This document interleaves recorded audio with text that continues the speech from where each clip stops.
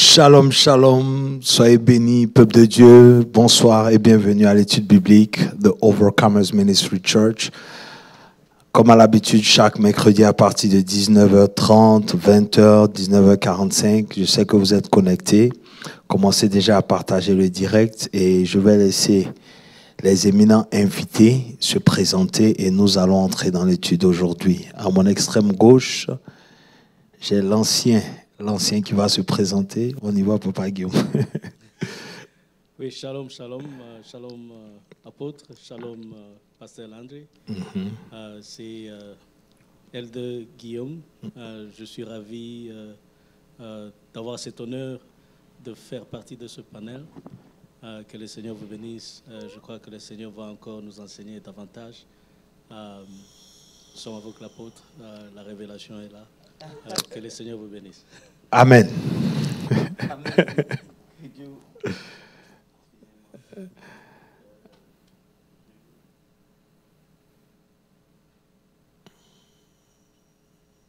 Voilà, que Dieu vous bénisse. Shalom, c'est l'apôtre. Je vous salue tous. La révélation est là. Dans le nom de notre Seigneur Jésus. Papa Guillaume, c'est un nouveau nom que tu me donnes.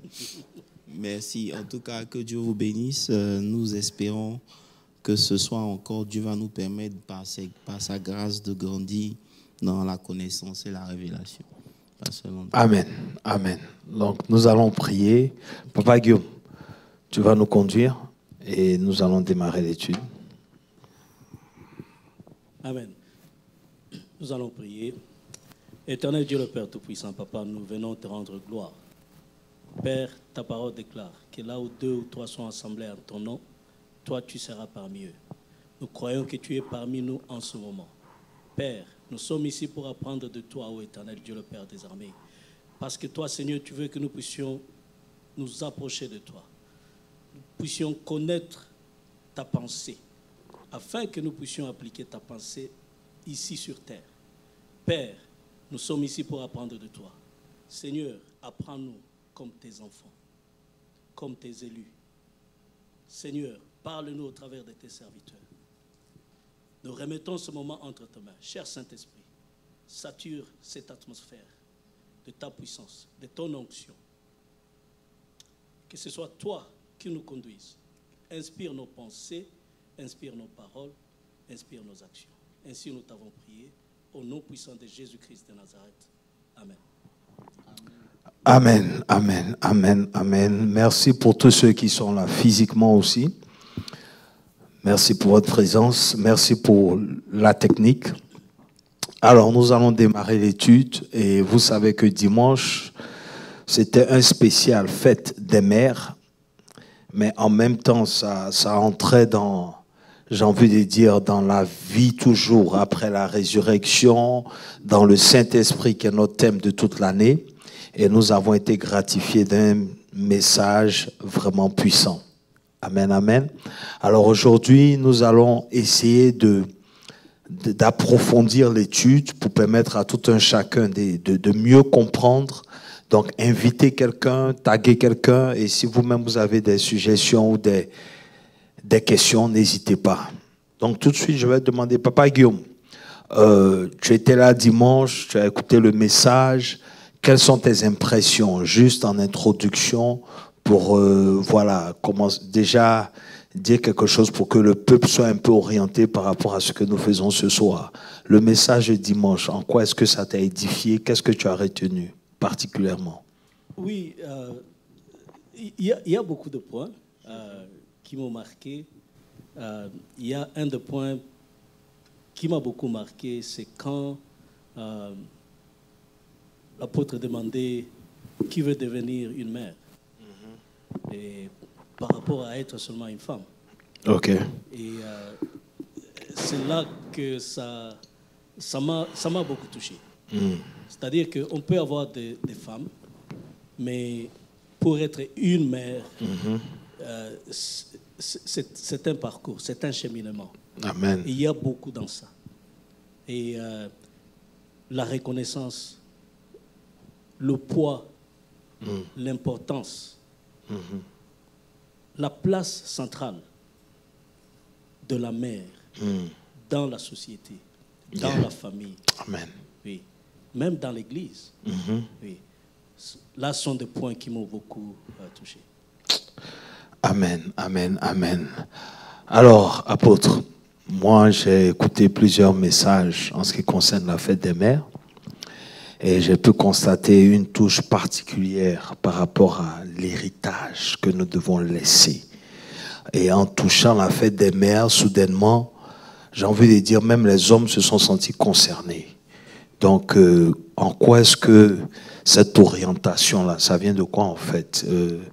J'ai envie de dire, qu'est-ce que tu as voulu atteindre comme objectif principalement? J'ai dit dans le message que lorsqu'une chose est mal comprise, l'abus est inévitable. Lorsqu'on ne comprend pas le but de quelque chose, la raison pour laquelle la chose est créée, excusez-moi, c'est toujours mal interprété. Et beaucoup de gens ne comprennent pas le rôle que joue la femme dans le plan divin de Dieu. Comprenez un peu.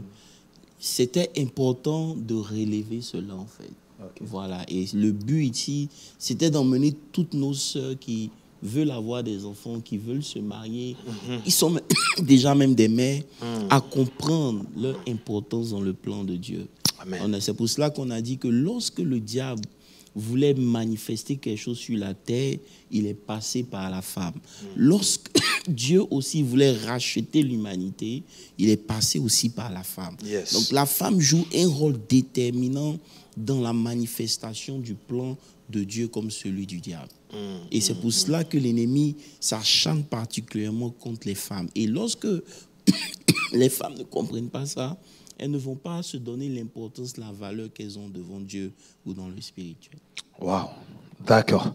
En tout cas, c'est déjà bien introduit. Donc, ça veut dire que ce soit les femmes qui ont déjà, je veux dire, qui sont déjà des mères, que ce soit les personnes qui ont le potentiel d'être femmes, le message s'adresse à tout un chacun par rapport à ce que Dieu veut faire à travers toi en ce qui concerne son agenda ou tout ce qu'il veut réaliser sur cette terre.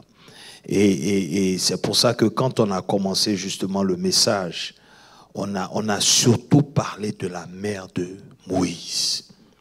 Et honnêtement, on a ressorti des points qui sont tellement, tellement importants.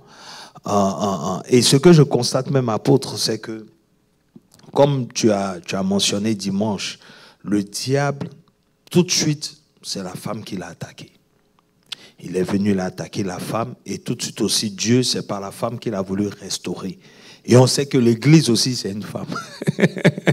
Donc vraiment, nous sommes, j'ai envie de dire, c'est dommage que ça soit un seul jour, mais en même temps, c'est nous ramener, comme tu dis, à réaliser l'importance, j'ai envie de dire, de la gente féminine dans le corps de Christ. C'est très important. Yeah. C'est très, très important. Ça veut dire que aujourd'hui, on a eu à réduire le rôle de la femme au milieu de nous. Mais quand vous lisez bien l'histoire, vous allez voir que tous les réveils qui ont commencé, même dans la Bible, la majorité ont été des femmes qui l'ont initié. Comment? OK. Si on veut se dire la vérité, on peut commencer. D'accord. Lorsque vous prenez, par exemple, la mère de Jacob, comment il s'appelle, Jacob et d'Isaü, lorsque elle a eu cette pregnancy, c'est elle qui allait vers Dieu. Yeah. Elle demanda à Dieu, qu'est-ce qui se passe? Et Dieu lui a dit, je vais faire venir quelque chose qui n'a jamais existé, c'était les twins. Il dit, 2 nations sont dans ton corps. Tu vois, lorsque Dieu veut introduire quelque chose de nouveau, il passe toujours par une femme. J'ai envie de dire que c'est un peu normal, mais en même temps, parce que c'est normal, c'est pour ça que ça établit leur importance. Parce que on a dit que quand la femme est le seul gateway justement, de l'éternité dans le temps, tout ça à veut fait. dire que quand même Dieu veut venir dans le temps, il est obligé de passer par une femme. Donc la femme est la porte d'entrée dans le temps et dans le monde. Justement. Vous comprenez? Et parce que spirituellement, elle est cette porte d'entrée là. Et elle, lorsqu'elle décide, elle aussi, de se mettre en prière et d'activer sa vie de prière, elle produit quelque chose aussi dans le spirituel. Amen. Ce n'est pas juste le côté enfant, mais c'est cette faculté qu'elles ont de donner naissance, d'incuber. Et comme tu l'as dit, l'Église est l'image de cette femme-là Yes. qui donne naissance. C'est pour ça que Jésus dit qu'avant même que Israël n'ait commencé à travailler, elle a enfanté. Parce que lorsque l'Église commence à prier, vous prenez l'exemple de Pierre. Lorsqu'ils ont arrêté Jacques, ils ont tué Jacques, l'Église n'avait pas prié. Mais dès que l'Église a commencé à prier de façon consistante, automatiquement l'ange est venu. Donc tu vois, l'Église a donné naissance à une autre réalité qui a fait que Pierre n'a pas pu être tué. Amen. Donc c'est cette image de la femme qui est parallèle à l'Église que je voulais que les gens comprennent. Ce n'est pas juste par rapport à la fête des mères, mais c'est le rôle que l'Église doit jouer. C'est-à-dire que quand quelqu'un vient dans l'Église, on doit pouvoir discerner ce que cette personne a. L'orienter à ce que cette personne devienne ce pourquoi Dieu l'a créé. Parce qu'on a dit que personne, même à l'école, vous pouvez faire de grandes études, vous êtes un scientifique, mais vous ne savez pas qui vous êtes. Parce que qui vous êtes, ça ne vient pas de l'école, ça vient de Dieu. Donc il faut que ce soit révélé. Et le canal qui peut révéler cela, c'est l'Église. Amen. Alléluia. Oui, apôtre. C'est bien dit et c'est bien résumé aussi. Mais nous voulons apprendre beaucoup plus. Parce que nous voyons qu'il y a beaucoup de lignes. Je crois que ça peut faire même sujet tout un séminaire. Moi, je me pose la question. Dieu, quand il a choisi de descendre, lui qui est Dieu, il est souverain, omnipotent. Il pouvait descendre et se manifester, mais il a choisi de venir et d'entrer dans le ventre d'une femme. Ça me dépasse un peu. Et non seulement ça me dépasse, mais aussi ça me enseigne encore davantage que si lui, Dieu, il a choisi, il pouvait venir ici sur terre sans la femme, parce qu'il est Dieu. Il est le Créateur. Mais il doit passer par la femme. Je crois que ça renforce encore cette notion de comprendre l'importance de la femme. Je vais un peu plus loin, ce qui me vient encore à l'esprit. Je dis, Dieu dit, l'homme quittera son père et sa mère et s'attachera à sa femme. Ils deviendront une seule chair. Et là, je vois le ministère. La place que la femme a dans le ministère de l'homme. Je vois là-bas, s'ils vont devenir un, c'est-à-dire que comme si, je dis comme si, ils ont un seul ministère, l'homme et la femme. En dehors de ça, si l'homme marche seul, ça peut être compliqué. Ça peut être dangereux. Mais avec le support de la femme, je crois que ça montre beaucoup plus le support, la place, l'importance, le support que la femme donne à l'homme dans le ministère, qui n'est pas seulement le ministère de l'homme, mais le ministère aussi de la femme, parce qu'ils sont devenus un. Ouais, on a essayé de brosser ça dimanche lorsqu'on a parlé de Noé. C'est Noé et ses enfants, justement. Lorsqu'ils sont sortis de l'arche, Noé a bu. Il était saoulé et il était nu. Mais nulle part il est mentionné de sa femme. Si sa femme était là, elle l'aurait couvert et il n'aurait pas maudit ses enfants. Lorsque une femme n'est pas là dans un ministère ou qu'elle manque, il y a toujours quelque chose qui va manquer. Est-ce que tu comprends un peu? Donc je suis d'accord avec ce que tu dis. C'est dans le ministère, dans la vie de tous les jours, elle a un rôle très important et très particulier. C'est pour cela qu'on ne peut pas juste la réduire à la cuisine. Elle a plus de potentiel que la cuisine. Amen. Voilà. Mais comme on a dit, il faut emmener ces personnes aussi à comprendre le rôle qu'elles jouent. C'est pour ça qu'on a dit qu'on ne marie pas n'importe qui. Parce que lorsque vous mariez quelqu'un ou vous vous mariez avec quelqu'un en tant que femme, vous devez comprendre que vous allez apporter à l'existence certaines destinées. Oui. Donc vous devez veiller à ce que votre progéniture ne soit pas liée ou utilisée par le diable, et au contraire, mais que ce soit Dieu qui vous utilise. Donc tout ça, c'est important à comprendre. Amen. Amen. Amen. Parce que lorsque l'ennemi va vouloir emmener Hitler, il va passer par une femme.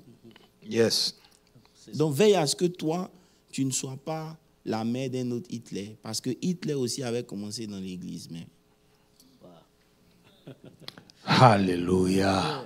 C'est-à-dire que avant même que l'être humain pose ses pieds sur terre, il fait 9 mois quelque part.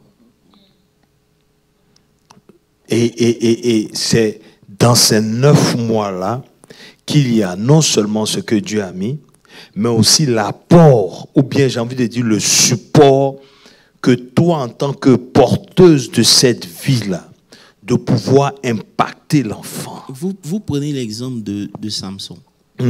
Lorsque l'ange vient, c'est une situation très délicate parce que les parents de Samson ne peuvent pas faire d'enfant. Il y a un problème de stérilité. Donc l'ange vient et l'ange parle à la femme. Il lui dit, tu seras enceinte. Maintenant, lorsque tu seras enceinte, automatiquement, à cause de la mission de l'enfant, toi, tu dois devenir nazérienne. Ça veut dire quoi? Tu dois t'imposer un régime. Pourquoi? Parce que déjà, dans le sein de la mère, ce que la mère fait affecte l'étoile de l'enfant. Come on, justement. C'est pour ça que pour être une mère, ça demande de comprendre qui on est d'abord. Il lui dit que le vin ne va pas s'approcher de toi. Donc ça veut dire que si tu buvais du vin, tu ne peux pas le faire. La mort ne doit pas s'approcher de toi. Donc il y a un certain nombre de requirements que l'ange lui demande, pas parce qu'il s'agit d'elle, mais il s'agit de celui qu'elle va porter. Amen. Donc celui qui vient, il vient avec une mission, donc il a besoin d'un certain environnement. Donc lorsque vous tombez enceinte et que vous comprenez l'importance de celui que vous êtes en train d'emmener, vous devez créer une atmosphère pour permettre à ce qui est en vous de pouvoir non seulement se développer normalement, mais commencer à parler et à prier. Amen. Amen. Gloire à Dieu. Parce que l'ennemi il attaque même pendant la grossesse.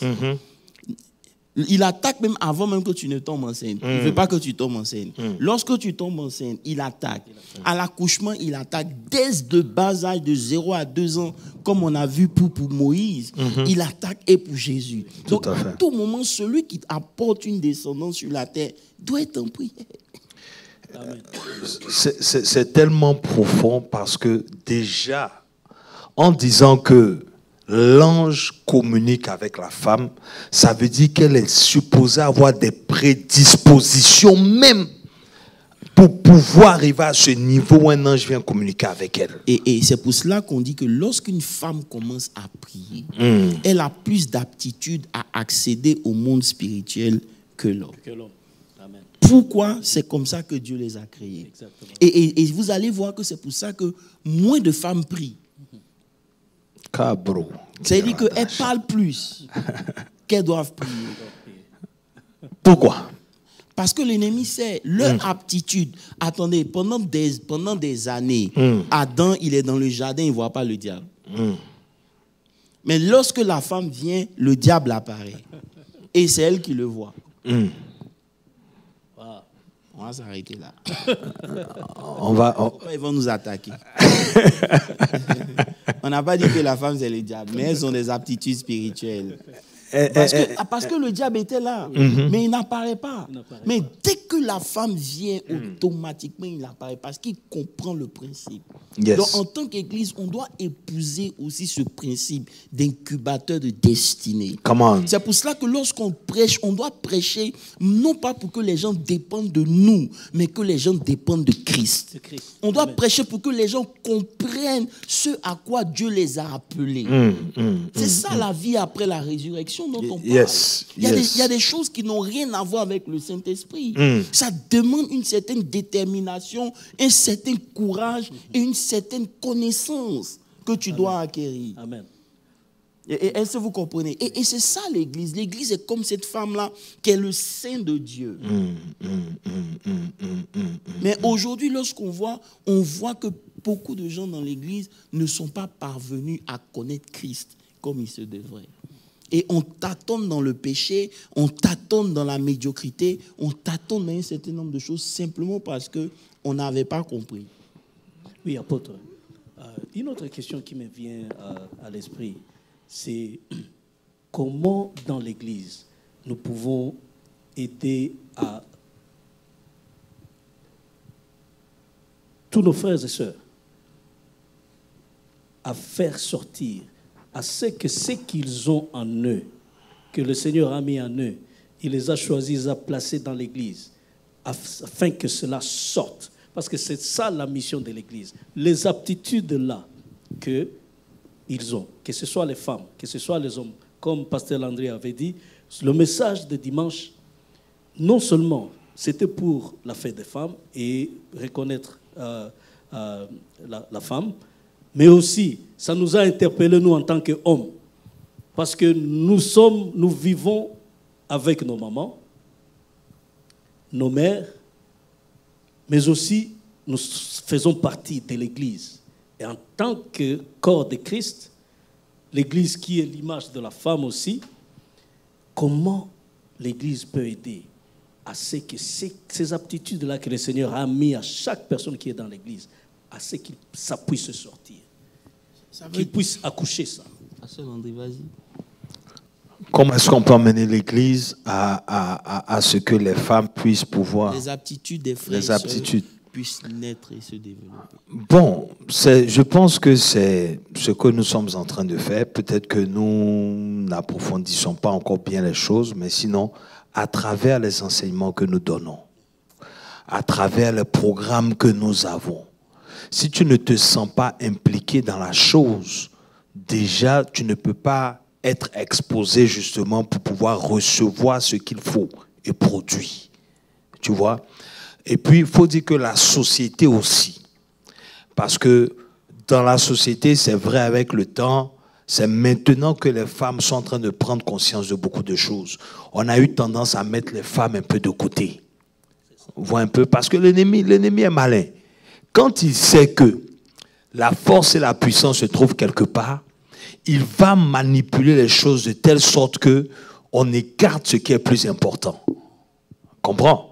Donc, aujourd'hui, quand vous entendez ce genre de message-là, ce n'est pas à nous les hommes maintenant de dire « Hé, femmes, mais vous-même, quand vous entendez, quand vous voyez, quand vous constatez, prenez votre place. » Je donne un exemple simple. Ça fait 2 semaines, on cherche une responsable des femmes à l'église. Ça peut paraître comme, voilà, une plaisanterie, mais 2 semaines, on cherche une personne parmi les femmes qui puisse être responsable droit. Bon, je m'attarde aux femmes même déjà. Le ministère des femmes, 3 semaines. Une personne qui puisse prendre le devant et puis aider ces femmes-là justement à pouvoir ressortir le meilleur d'elles-mêmes pour pouvoir mener ce ministère-là quelque part.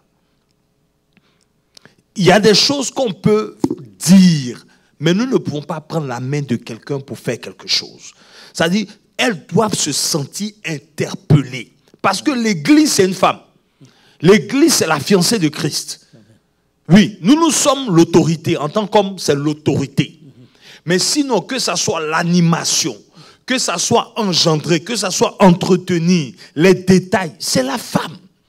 Comme on dit dans une maison, c'est la femme qui tient le foyer. L'église, c'est la femme qui tient l'église. L'homme, il est l'autorité. C'est tout. Mais des fois, comme elles pensent que ce sont elles qui ont tout le pouvoir, bon, elles pensent qu'elles doivent être l'autorité. Mais bon, ça a été réservé pour l'homme, c'est tout. Donc c'est un peu ça, ce que je peux dire. C'est-à-dire que la femme même doit se sentir...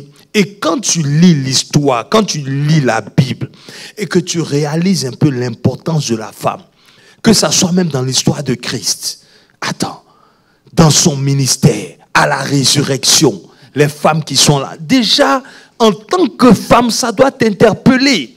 Et comme l'apôtre a dit, aucune grande destinée n'arrive sans la femme. Et toutes les femmes qui ont été stériles dans la Bible, ce sont des femmes de danger.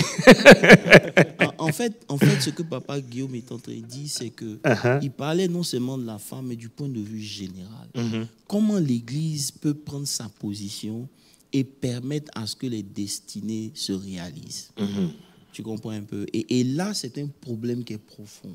Pourquoi? Parce que lorsque on veut répondre à cette question, on doit comprendre que nous, on continue là où nos pères se sont arrêtés.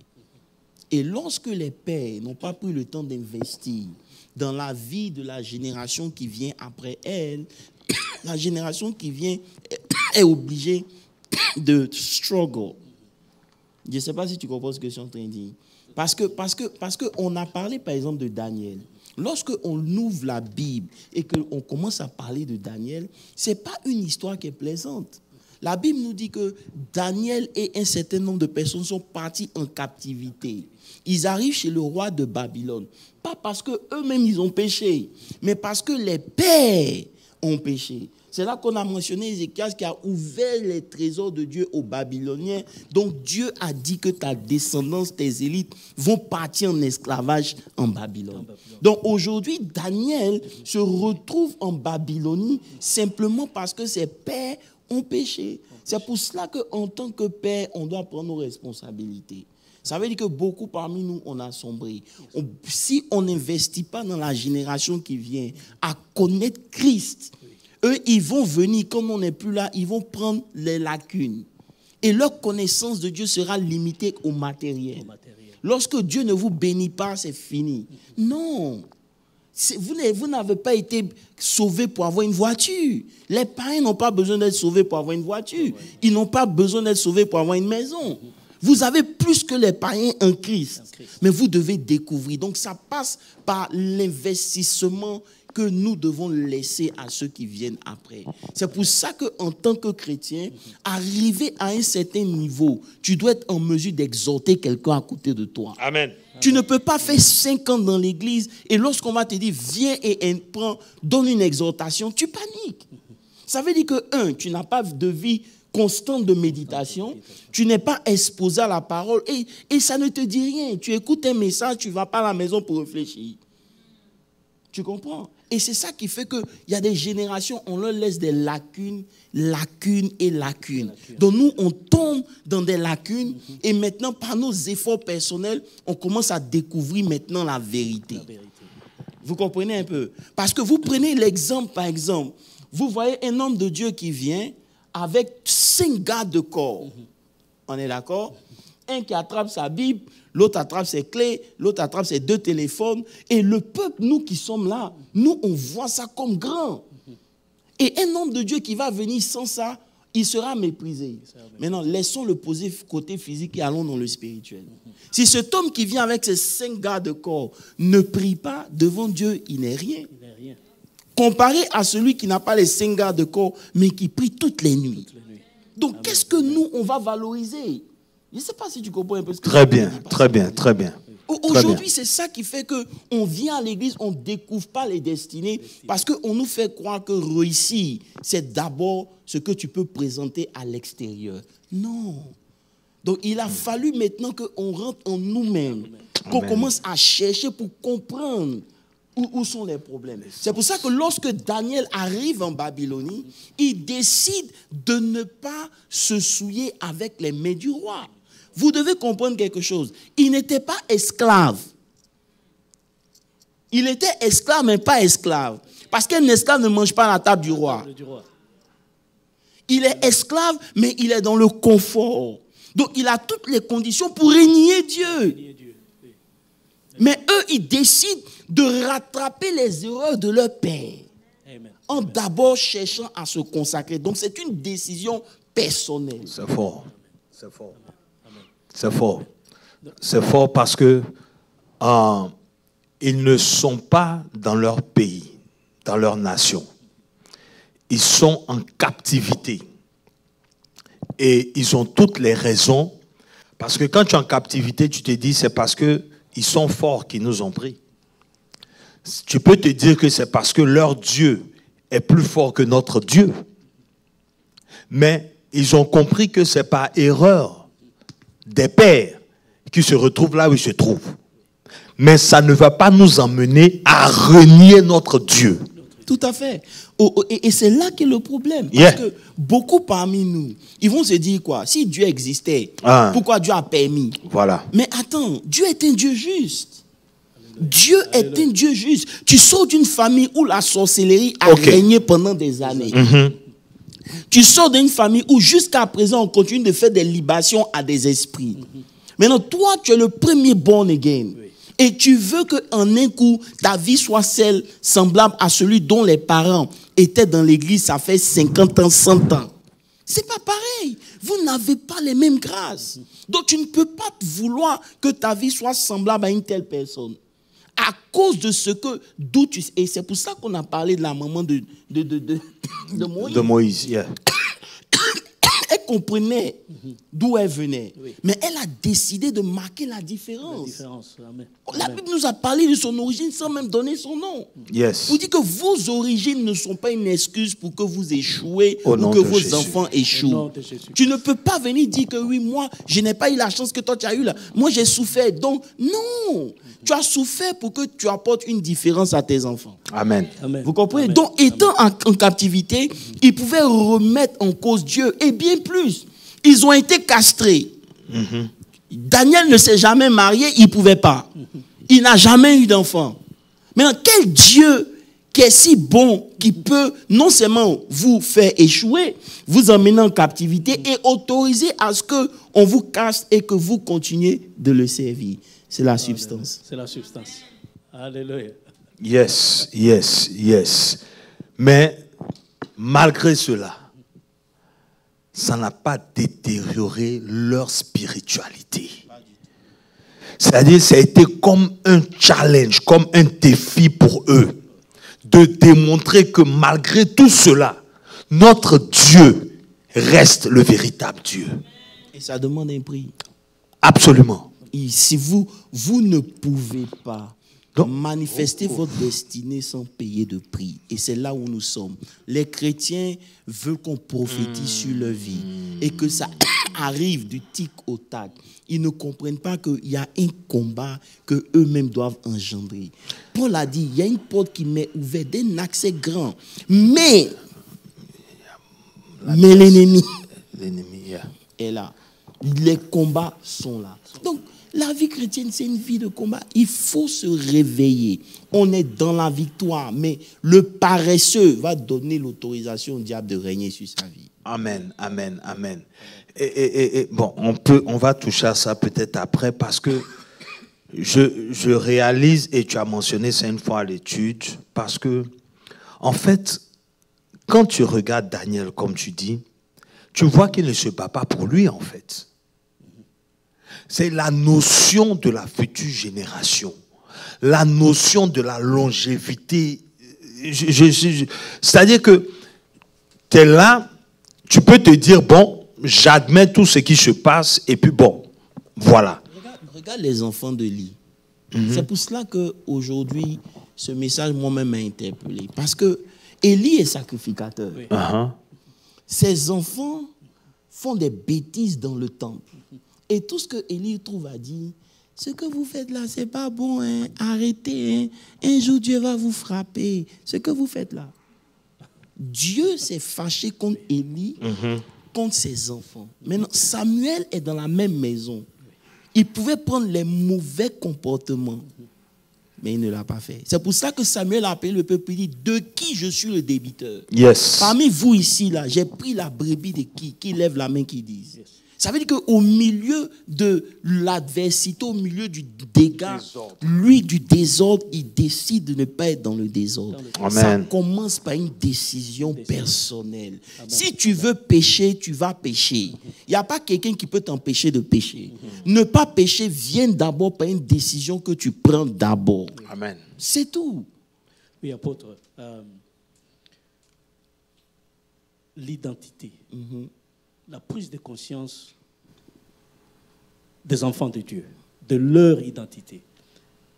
J'ai comme l'impression que ça joue un point capital dans la détermination, l'accomplissement de leur mission ici sur terre. La Bible est claire. la Bible nous dit, comme jusqu'à ce jour, il y a parmi nous ceux qui continuent à douter, qui sont des saints. La Bible dit ça clairement, que par la mort et la résurrection de Jésus-Christ, nous avons été sauvés. L'acte qui nous condamnait a été aboli. Nous sommes devenus des saints, mais beaucoup d'entre nous continuent à douter jusqu'à ce jour. Ils se disent, oh, je suis un pécheur, je suis un pécheur. Et au point même qu'ils continuent à se morfondre. Et je crois qu'en faisant cela, ils ouvrent la porte au diable, bien sûr, parce que maintenant, ils n'ont pas une position fixe par rapport à leur propre identité.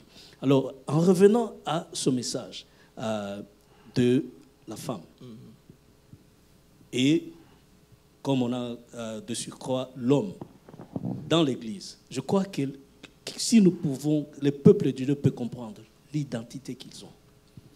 La parole de Dieu dit, Dieu, dans Genèse 3, 26, que Dieu a créé l'homme à son image et à sa ressemblance. N'est-ce pas? Dieu est esprit. Nous sommes des esprits aussi. Combien d'entre nous croient que nous sommes des esprits? Ça veut dire que papa Guillaume, tu vois, l'identité dont on parle, elle prend forme dans l'esprit d'abord. Dans l'esprit d'abord. Vous comprenez? Tu as de mentionner quand Dieu dit faisons l'homme à notre image selon notre ressemblance. Ça veut dire que Dieu utilise l'homme comme solution pour que lui, son règne s'établisse sur la terre. Donc un homme déjà est déjà le potentiel de Dieu. Amen. Vous comprenez? Amen. Donc Dieu utilise son image et sa ressemblance pour que l'homme domine. C'est cette image et ressemblance que nous, on a perdue avec le péché qu'on doit récupérer. Maintenant, cette image-là et cette ressemblance, elle prend forme dans la prière. Dans la prière. Amen. Vous allez voir que lorsque une femme ou un homme a une vie de prière constante et grande, il y a une assurance qui l'accompagne. Amen. Son identité ne sera jamais mise en cause. Pourquoi? Parce qu'il passe du temps dans la présence et il a la capacité de download un certain nombre d'informations. Hier, quand je faisais les réceptions ici, j'ai reçu quelqu'un, j'étais avec Jean-Yves, et puis je lui ai dit, prenons par exemple le test d'Ézéchiel 37, que peut-être qu'il faut qu'on reprêche parce qu'on n'a pas compris. Quand vous lisez Ézéchiel 37, Dieu d'abord demande au prophète, est-ce que tu crois que les ossements peuvent revivre? Pourquoi c'est important à Dieu à ce que l'homme d'abord croit? Parce que si tu ne crois pas déjà, je ne peux pas commencer à travailler avec toi. Tu ne peux pas prophétiser dans quelque chose en quoi tu ne crois pas. Vous comprenez un peu? Maintenant, lorsqu'on utilise ce verset, on dit oui, prophétise. Mais quand tu lis encore en bas, la Bible dit que je prophétisais selon l'ordre. Selon l'ordre. Tu comprends? Donc Dieu a fait d'abord venir les nerfs. Donc il y a un ordre précis que Dieu utilise pour que les ossements revivent. Et ça ne commence pas d'abord par les feux, ça commence d'abord par les nerfs. On reviendra dessus un jour. Vous comprenez? Donc il y a un ordre. Donc c'est le temps qu'on passe dans la prière qui garantit notre identité. Parce que c'est là que ton esprit est nourri. Il dit médite jour et nuit afin que tu agisses selon cette parole. Tu comprends? C'est alors que tout ce que tu vas faire réussira. Donc il faut d'abord qu'il y ait une base qui te soit donnée. Et c'est la parole. Les gens continuent de douter parce qu'ils ne connaissent pas. Lorsque vous connaissez, vous opérez avec la connaissance que vous avez. Amen. Un médecin qui n'a pas triché pour avoir son diplôme, un avocat qui n'a pas triché pour avoir son diplôme, il n'a pas peur de défendre un case. Parce qu'il sait la loi, il connaît la loi, il connaît les rouages de la loi, il sait qu'est-ce qu'il peut utiliser. Mais lorsqu'un enfant de Dieu, et j'aimerais dire ça aujourd'hui pour tout le monde, votre identité, Pasteur Landry, ne sera révélée que seulement dans le combat spirituel. Amen. Amen. Amen. Nulle part ailleurs. Nulle part ailleurs. Pasteur, je peux venir ici, je vais prêcher. Tout le monde va dire Amen. Je vais emmener un bon message avec de bonnes révélations. Mais il n'y a que dans le combat spirituel que mon rang sera déterminé. Amen. Amen. Amen. Vous comprenez? C'est pour cela que vous pouvez venir devant un esprit, vous dire au nom de Jésus, il va dire, toi, il va être offended. Because toi, comme ça, you don't have the rank to cast me out.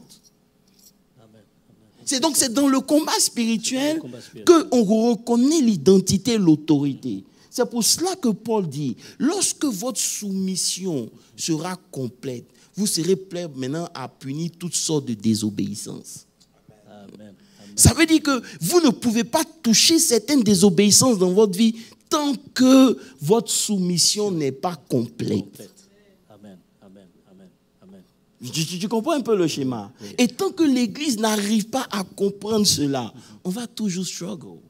Ce n'est pas une question de force, c'est une question d'obéissance. Il dit, lorsque votre obéissance sera complète, vous allez être capable de pouvoir soumettre toutes sortes de désobéissances. Ça veut dire que lorsque vous êtes soumis à Dieu, oui, et que Dieu devient celui qui doit être votre Seigneur, automatiquement maintenant il y a des désobéissances que vous pouvez corriger. Ça veut dire qu'il y a un désordre dans votre vie que vous pouvez annuler. Il y a certaines choses dans la famille que vous pouvez corriger simplement parce que votre obéissance est complète. C'est pour cela que vous allez voir que vous pouvez prier pour quelque chose et ça ne bouge pas. Parce que dans le monde spirituel, vous n'êtes pas là où vous devez être. Amen. Vous faites du bruit. Vous faites du bruit. Faites du bruit. Du bruit. Mais dans le monde spirituel, vous n'êtes pas là où vous devez être. Donc, personne, rien ne bouge dans votre vie. Vous n'allez pas comprendre. Dites, mais non, rien ne va bouger. Parce que c'est spirituellement qu'on réalise votre rang, votre identité. Et ça commence par l'obéissance et la vie de prière. C'est tout. Apôtre, et cela me ramène à l'enseignement que vous nous avez encore donné il y a quelques mois sur les 3 dimensions de la prière et la capacité de télécharger, la capacité d'administrer. Et donc la prière a l'identité, comme l'apôtre vient de nous le faire, de nous montrer encore, l'identité ne va sortir que à travers la prière. S'il n'y a pas une vie de prière pour un enfant de Dieu, il sera très difficile d'accomplir la mission pour laquelle nous sommes ici sur terre.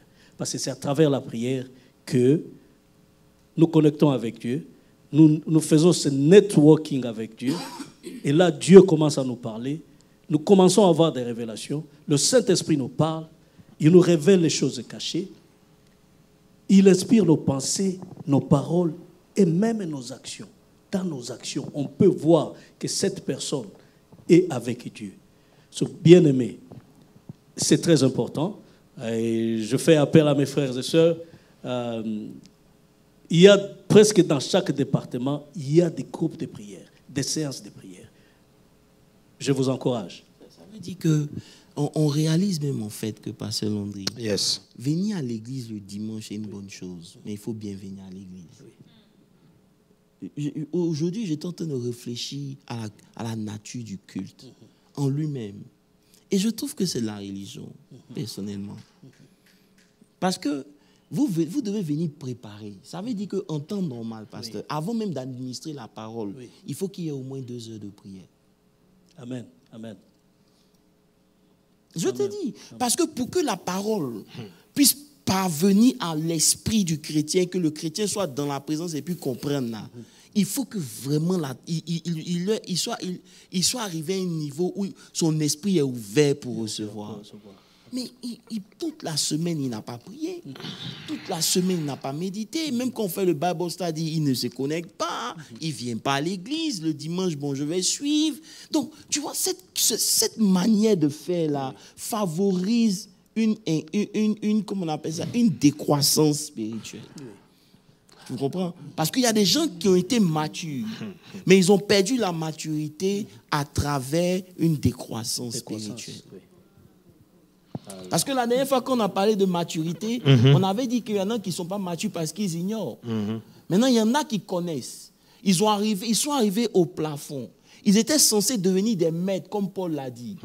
Mais on est obligé de leur enseigner les rudiments. Ça veut dire qu'ils sont arrivés à un plafond, ils n'ont pas progressé, ils ont commencé à régresser. Et leur régression va se répercuter dans le département où ils travaillent. Leur régression va se répercuter dans leur ministère. Leur régression va se répercuter même dans leurs offrandes à Dieu, dans tout ce qu'ils font pour Dieu. Il y a une régression qui est là. Cette régression, c'est un signe que cette personne n'est plus en train de mûrir. Elle est en train de pourrir. Pour être plus concret, apôtre. Dimanche, j'étais avec le pasteur Olivier là, et je lui disais, où est le micro? J'ai envie d'engager une prière avant la parole. Le pasteur Olivier était, et puis je lui disais, parce que je lui disais que la parole qui va arriver, est-ce que le peuple est prêt? C'est ce que je lui demandais. Je dis, où est le micro? Qui a dirigé? Pour dire que, tu vois, la parole, c'est la semence. On ne peut jamais semer sur une terre comme ça. Ce n'est pas possible. La terre est travaillée avant que la semence n'arrive. Si la terre n'est pas travaillée, quel que soit le niveau de la semence, elle ne va nulle part. Et on a des exemples dans Matthieu pour nous dire les différentes sortes de terre. Ça veut dire que pour ne même pas que tu écoutes la parole, yes, il va faire de telle sorte que venir à l'église va être compliqué. C'est-à-dire que souvent tu n'as même pas envie de venir. Le fait que tu n'aies pas envie de venir, là, ce n'est pas Dieu, ce n'est pas toi, c'est le diable. C'est le diable. Tu comprends un peu? Parce qu'il sait que ce que tu vas recevoir là est important. Est-ce que tu comprends un peu? Maintenant, tu fais quand même un effort et puis tu viens. Yeah. Mais tu te dis non, je vais venir avant que l'apôtre ne prêche ou bien le pasteur ne prêche. Parce que tout ce qu'ils font là, c'est pour nous fatiguer. Mais ils n'ont pas compris. Donc quand tu viens, tu n'es pas prêt pour recevoir. Tu n'es pas prêt. La parole ne va pas rentrer dans ton ça cœur. ne peut pas. Et donc tu repars d'ici après avoir dit Amen sans que ça produise quelque chose dans ta vie personnelle. C'est-à-dire, même si tu la reçois, que tu aimes, c'est émotionnel. Ça reste à la surface. Mais ça ne peut pas entrer et avoir des profondeurs pour pouvoir porter des fruits. Ce n'est pas possible. Vous comprenez? Donc c'est pour ça que ce que tu es en train de dire est tellement capital, parce que je vois le culte comme justement un champ où tu viens pour semer quelque chose. Donc tout ce qui est fait avant, qui est supposé être fait spirituellement pour emmener les gens, l'adoration, la louange, la prière, tout ça c'est pour préparer le terrain pour que quand la parole arrive, la parole trouve sa place pour pouvoir emmener la personne à arriver à un certain niveau. Mais si ce n'est pas le cas, bon, la semence est jetée et puis bon, c'est tout, ce sont des émotions, alléluia, amen, on sort et puis on ne voit pas les résultats. Comme on a dit, on n'a même pas assez de temps ici pour pouvoir donner un culte comme il faut. Donc déjà, si toi à la base, même à la maison, tu ne te prépares pas, pendant la semaine, tu ne te prépares pas, bon, tu viens en retard, bon, maintenant tu es assis, on ouvre la parole, on lit, on prêche, mais c'est avec quelle habilité tu vas recevoir cette chose qui est tellement spirituelle et tellement importante, parce que c'est l'essentiel. C'est l'essentiel. Tu vois? C'est la parole qui vient nous guérir. C'est sur la base de la parole même que nous prions. C'est sur la base de la parole que nous faisons tout ce que nous faisons. Donc, si la place de la parole là n'est pas honorée dans toi, dans ta vie personnelle, regarde un peu quelle est la distance que tu mets entre l'accomplissement des choses de Dieu et puis ta destinée. Il dit que c'est quand tu n'es pas spirituel, tu vas découvrir que la distance la plus longue du monde, c'est la distance entre ton esprit et ton âme.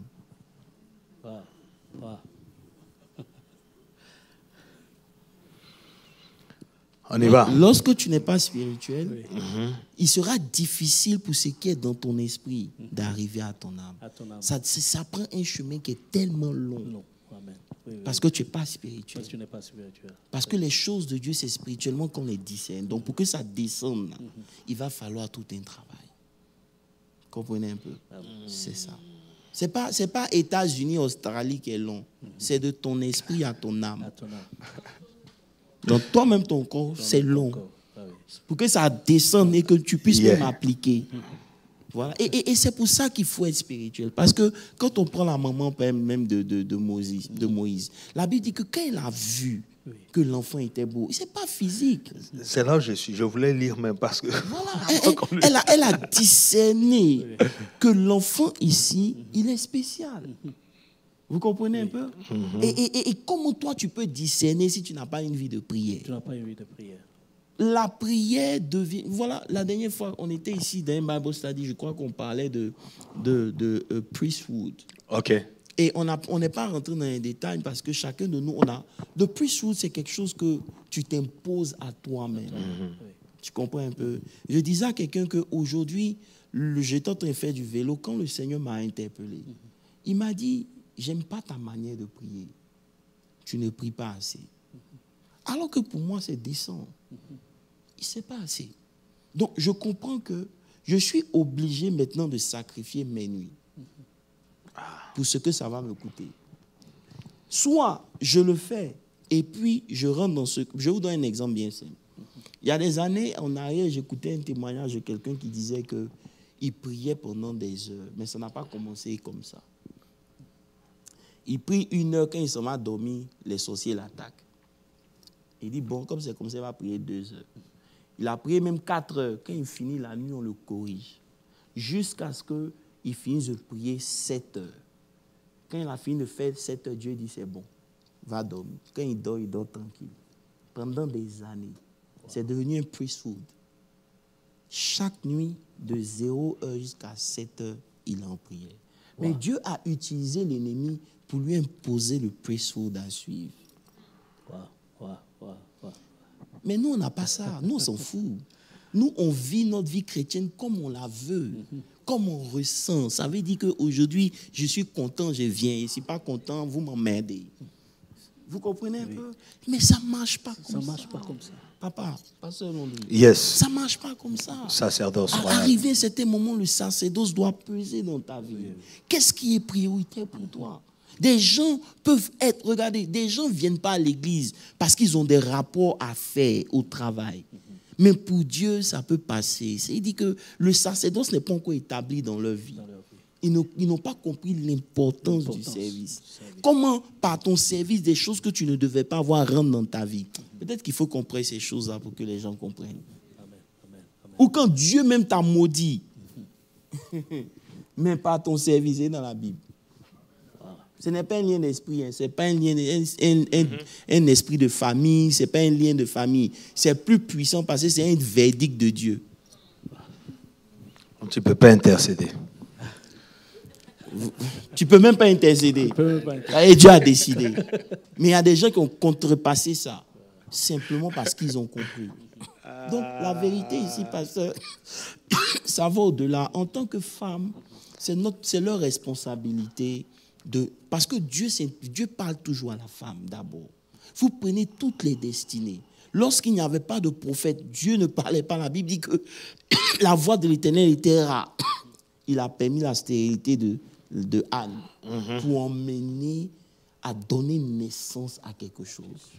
Vous comprenez? Donc quand les choses ne vont pas dans la famille, c'est simplement parce que ceux qui doivent veiller dorment. Et on a vu ça ici. Il dit, comment ça se fait qu'on a planté quelque chose de bon et puis l'ivraie est venu? Il dit non, parce qu'il a attendu que ceux qui devaient dormir, qui ne doivent pas dormir, ont dormi. C'est là qu'il est venu, il a planté. Donc lorsque l'Éternel, le diable veut détruire des familles, il souffle. Ceux qui doivent veiller ne veillent pas, ils dorment.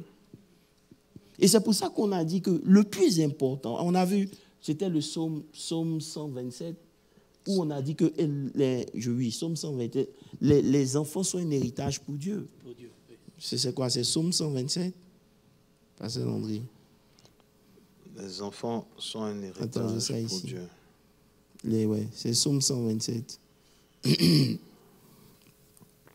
Psaume 127, le verset 3. Il dit, voici, des fils sont un héritage de l'Éternel. Le fruit des entrailles sont une récompense. On a dit ça et on a parlé de ça. Beaucoup de gens veulent laisser à leurs enfants des maisons. Non, c'est être un père médiocre. Tu n'as fait que ce que les païens font. Mais lorsque tu donnes tes enfants comme héritage à Dieu, là, tu as accompli. Amen. C'est ça. Les enfants que Dieu nous donne, là, ils doivent servir d'héritage à Dieu. C'est pour ça qu'en tant que pasteur, on a compris que investir dans la vie de tes fils, c'est important. C'est pour ça que l'une des plus grands challenges, c'est de pouvoir accepter ceux qui t'ont blessé. On va parler de ça. Parce que quand Pierre a blessé Jésus, Jésus est reparti vers lui encore. C'est des tests. On ne devient pas père parce qu'on veut être père. C'est comme on ne peut pas être mère parce qu'on veut être mère. Ça vient de beaucoup de choses. Vous comprenez un peu? C'est un grand challenge. Maintenant, est-ce que tu pourras faire confiance à cette même personne comme si la personne n'avait rien fait, comme Jésus a fait confiance à Pierre? Wow. Il a laissé l'église. Il a laissé l'église. Pierre, même Dieu. Même Dieu. Voilà. mais maintenant, c'est ça. Ça veut dire que parce que tu es blessé, est-ce que les autres qui sont restés fidèles, ils vont en pâtir à cause des erreurs des autres? Et il décide de te renfermer et tu ne veux plus dealer avec quelqu'un parce que tu es blessé. Ça veut dire qu'il y a encore du travail à faire. Il y a du travail à faire. Et il y a beaucoup de choses à apprendre. C'est pour ça que on doit étudier la parole de Dieu. Absolument. Vous comprenez un peu? L'Église est là où les destinées se font et se défont. Yes. Amen. Comprenez un peu? Donc, en tant qu'Église, on ne peut pas se permettre à juste être médiocre. C'est pas normal. Amen. Toutes ces erreurs qu'on a commises doivent servir à quelque chose. Ça veut dire qu'on doit laisser à la génération qui est restée là des éléments solides. Parce que lorsque vos enfants doivent souffrir pour parvenir au minimum, vous avez échoué. C'est ça. Vous devez permettre à ce que lorsque les enfants vont, ils sont avantagés. Ils sont avantagés, oui. Spirituellement parlant, physiquement, dans tous les domaines. Dans tous les domaines. Mais nous, on parle du spirituel. Oui. Laissez à une génération qui connaît Dieu. C'est parce que Daniel connaissait Dieu que lorsqu'il s'est retrouvé en Babylone, il ne peut pas laisser Dieu, même si Dieu les emmène en captivité. C'est ça qui a fait que Daniel dit, c'est ceux du peuple qui connaîtront leur Dieu, qui agiront fidèlement, ils feront des exploits. C'est comme ça. Il est arrivé, il a refusé de se compromettre, malgré qu'il était à l'aise. Il priait 3 fois par jour en direction de Jérusalem. Il n'a pas attendu que l'adversité vienne avant d'aller prier. C'est aussi un des problèmes que nous avons. Pourquoi c'est quand tu as chaud que tu cherches à gêner à prier? Alors que lorsque tout allait bien, c'était pour toi l'occasion de passer du temps dans la prière. Tu ne le fais pas et maintenant quand c'est chaud, automatiquement tu rentres en 21 jours de jeûne. Daniel n'a pas attendu.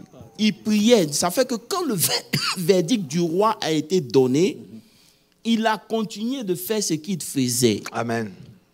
Donc, lorsqu'on le prend, il est déjà fort spirituellement. C'est ce que j'ai dit, que c'est dans l'adversité et le combat spirituel que ta vraie identité est révélée. Amen. Ce n'est pas l'église. Tout à fait. C'est pas l'église. Tu peux prendre le micro, tu peux prêcher, les gens disent amen, tout et tout, mais dans le spirituel, c'est là qu'on connaît ta vraie dimension. Amen. C'est pour ça que l'hôtel où nous sommes doit être un hôtel qui produit la vie. Amen. Maintenant, je vais vous dire quelque chose. Dans chaque église, les hôtels sont différents. Pourquoi? À cause de l'investissement spirituel qui est fait dans l'église. Je vais donner des consignes. À partir d'aujourd'hui, lorsqu'on commence le culte à 10h, de 10h01 à 11h, c'est la prière. Celui qui ne veut pas venir n'a qu'à rester chez lui. Amen. Alléluia. On prie. On prie et on prie. Quand on finit de 11h, on peut louer Dieu, 11h30. Au plus tard, on prend le micro, on prie. C'est tout. Amen. On ne va pas venir faire juste les choses pour les faire. Non. On doit préparer l'atmosphère pour recevoir la parole. C'est la prière. Amen. En tout cas, c'est Dieu qui est en train de parler, il nous donne les instructions. En fait, j'étais figé sur la mère de Moïse à Exode 2. Je suis dans Exode 2. Je vais juste lire... je vais lire quelques versets. « Or, un homme de la maison de Lévi alla prendre pour femme une fille de Lévi, et cette femme conçut et enfanta un fils, et voyant qu'il était beau, elle le cacha 3 mois. Mais ne pouvant le tenir caché plus longtemps, elle prit un coffret de jonc, l'enduisit de bitume, de pois. Ensuite, elle y mit l'enfant et le posa dans les roseaux sur la rive du fleuve. Et sa sœur se tint à la distance pour savoir ce qui lui arriverait. Or, la fille de Pharaon descendit au fleuve pour se baigner. Cette femme se promenait sur le bord du fleuve. Et elle vit le coffre au milieu des roseaux et envoya sa servante pour le prendre. Amen. Je lis juste ça, en fait. Il y a trop de choses qui sont en train de se voler dans ma tête, en fait.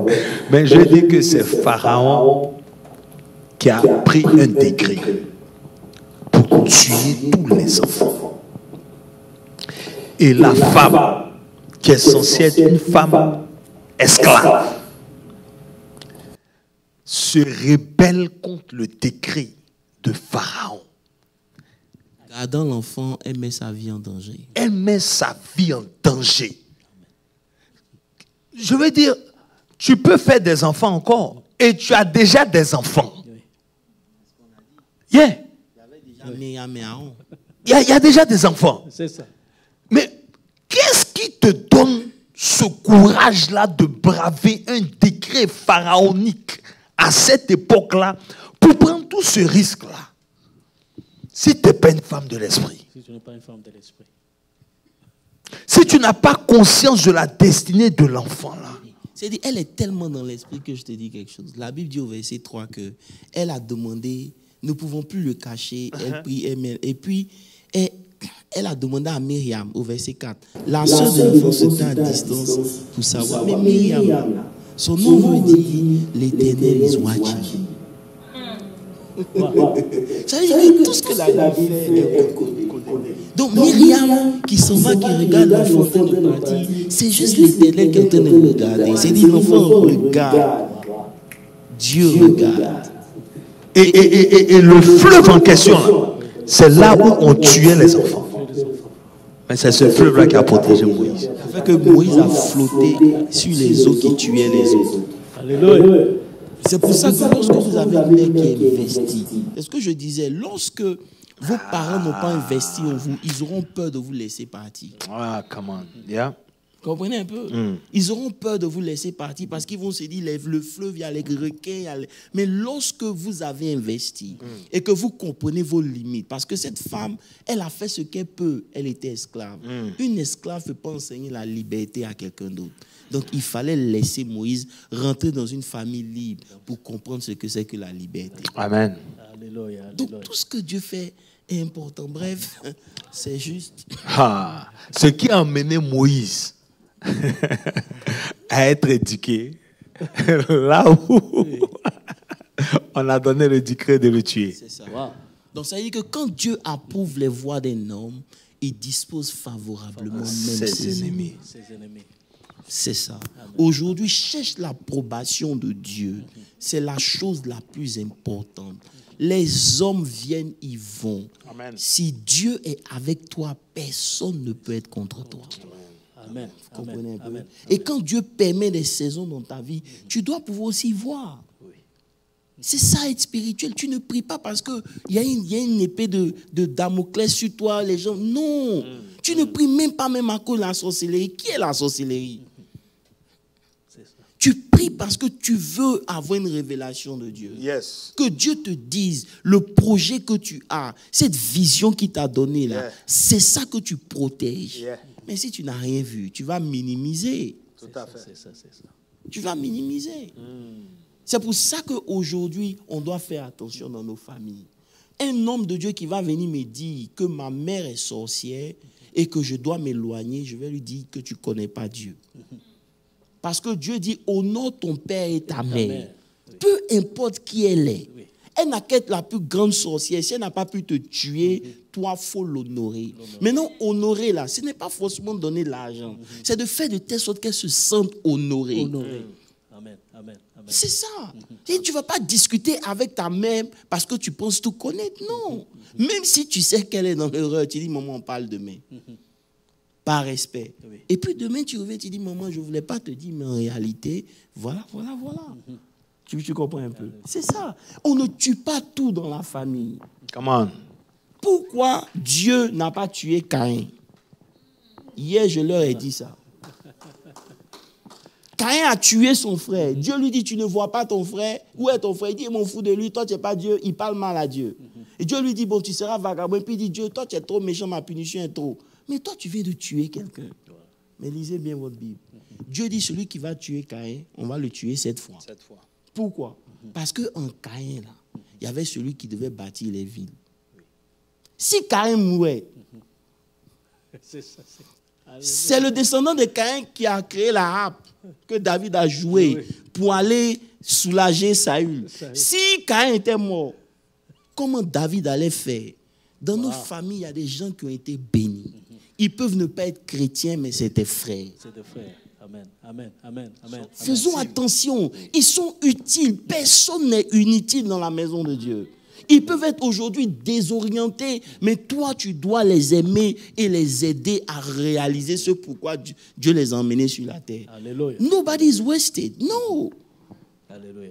Aujourd'hui, à l'église, on va vous faire comprendre que oui, il faut faire ça. Non, arrêtez.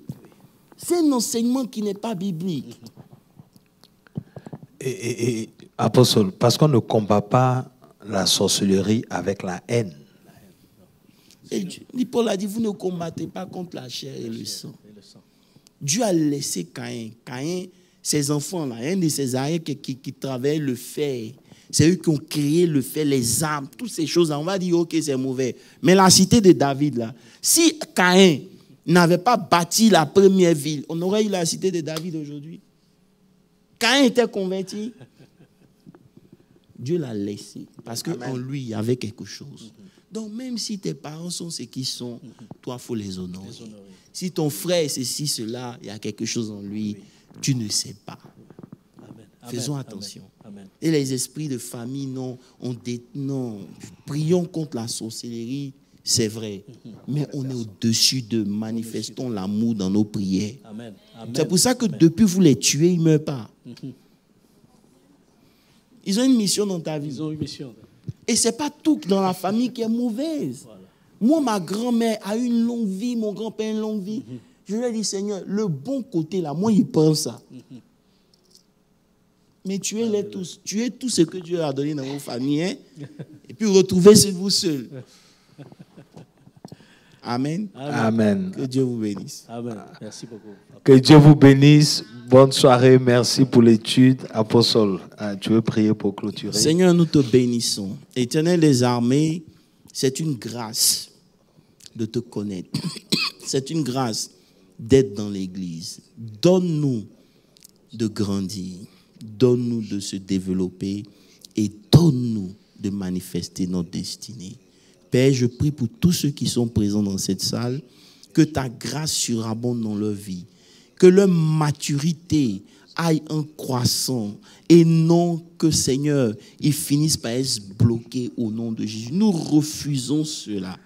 Que leur maturité produise des résultats dignes de la repentance dans leur vie au nom de Jésus. Père, bénis tous ceux qui nous ont suivis en ligne et qui vont nous suivre dans les jours à venir. Que la révélation les accompagne et qu'ils comprennent quelque chose. Seigneur, nous te bénissons. Dans le nom de Jésus, j'ai prié. Amen. Amen, amen, amen. On se voit vendredi à la prière. Que Dieu vous bénisse.